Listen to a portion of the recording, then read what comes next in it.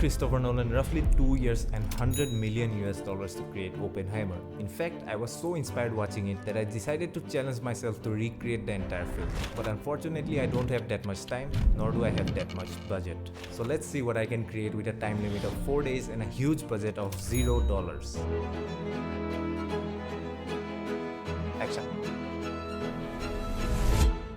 Well, it's almost next to impossible to create a 3-hour-long movie in zero budget, let alone in 4 days. It's like setting myself up to failure. But you know what's possible? Recreating the trailer. So we took the first trailer of Oppenheimer, and the plan was to create all the scenes with Robert J. Oppenheimer, aka Cillian Murphy. So in total, we needed to create 16 shots. And we divided these shots into 5 locations. Mainly 3 outdoor locations, 1 apartment building, and my studio. And after the pre-planning was done, it was finally time to start shooting. It's 12:30 and we are finally ready to shoot Oppenheimer. The entire team is behind me and let's go to the first location of the shoot.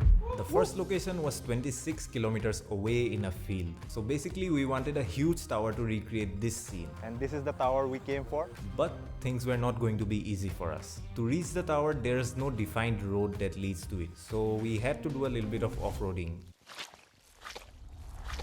And the day we chose to shoot turned out to be the worst weather condition to shoot anything. And the weather is so humid. As you can see, I did not take a shower. This is just my sweat. It's so humid out here. But luckily the shots were quite simple and we pulled it off within a few tries.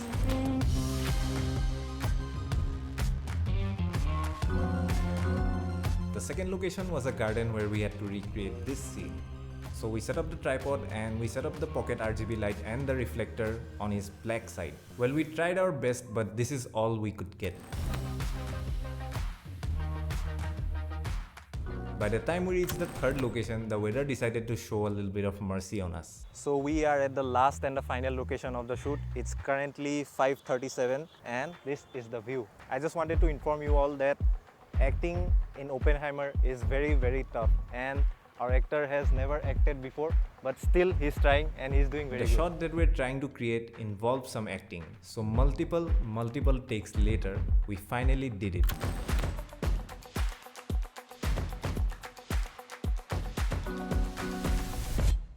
Now if you thought day 1 was challenging, day 2 was even more challenging. Now in this scene there is a problem. We need roughly around 10 or 12 people, but we only have 3.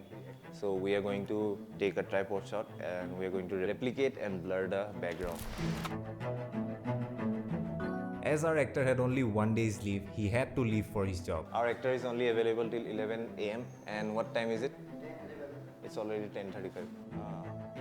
Bus. Till there we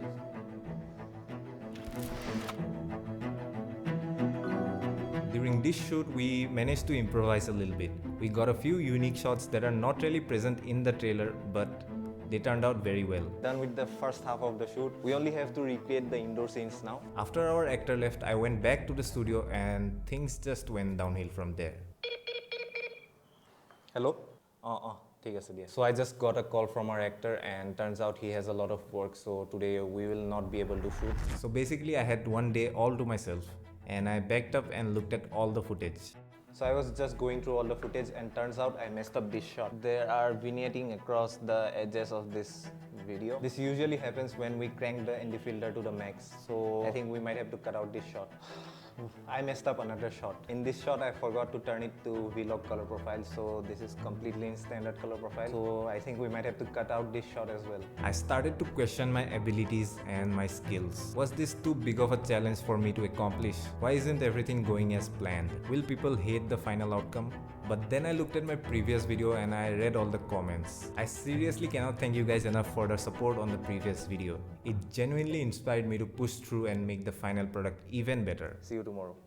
So I just got a call from our actor and turns out after our actor is done with the work hours, we can shoot tomorrow. So with a newfound motivation, I moved on to Though I messed up a few shots, I still had the majority of the shoot left. That left me with the opportunity to make it up for the messed up shots. So after waiting for more than 36 hours, our actor is finally here and we are ready to shoot the last bit of the sequence, which will be in our studio, completely controlled environment. And that day I had access to a cinema lens. Now normally I use the Lumix S5, but for these shoots, the indoor shoots we are going to do on the Cine lens, which made things even better. These Cine lenses have a different look and feel to it that Normal lenses just can't replicate.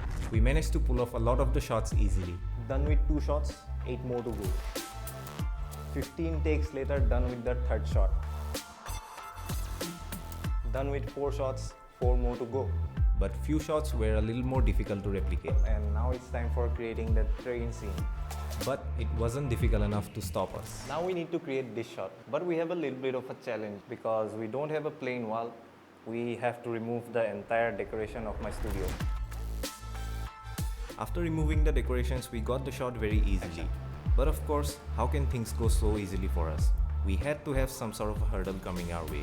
And currently we have only 12% charge. The battery was low and we had only 1 battery. We have only 9% battery left on the camera and we still have 3 more shots left to recreate. We couldn't afford to wait and charge it since we had a time limit. So we decided to push through anyways.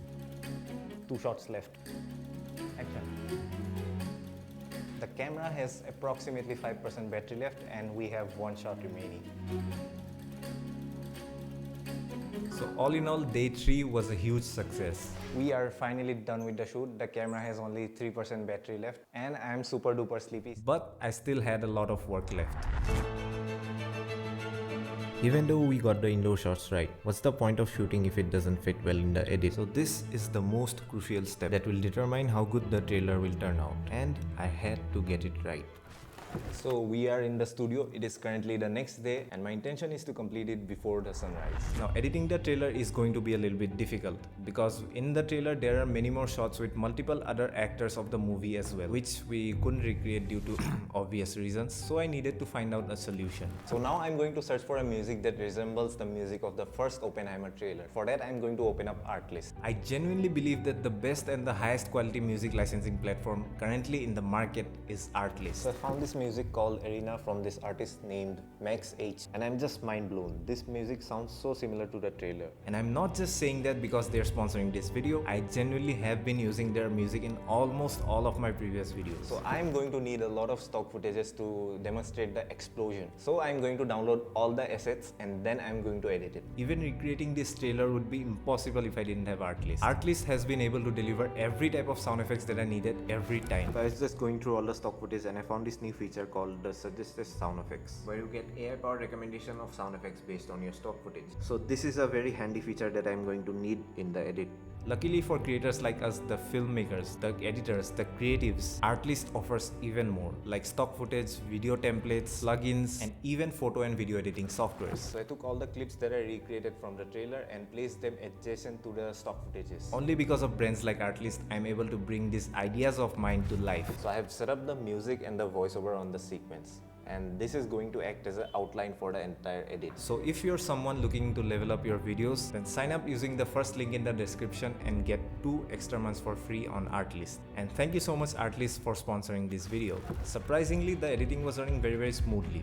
4:28 AM. I'm done with the sound effects. 5:22. I'm done with the color grading. It's time to move on to the last and the final step. Until this happened. In these 2 specific shots, you can see that there are certain objects missing in the frame. Specifically the nuclear bomb in the first one and the window in the second shot. So how do we fix that? Well, luckily the new Photoshop beta version has a new feature called the generative fill. So I used generative fill to create the machine-like structure in the first shot and the window in the second shot. And everything from then onwards went smoothly. And we managed to get it done within the time limit. Okay, so this turned out quicker than I expected. It's currently 5:55 and I'm done with the edit. So now comes the question, was I able to replicate the trailer through my edit? Well, I showed it to my friends and this was their reaction. Dude, so amazing, perfect.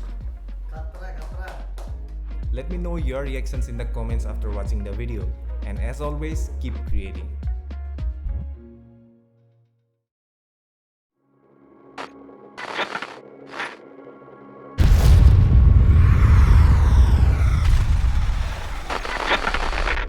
We imagine a future, and our imaginings horrify us. They won't fear it until they understand it. And they won't understand it until they've used it.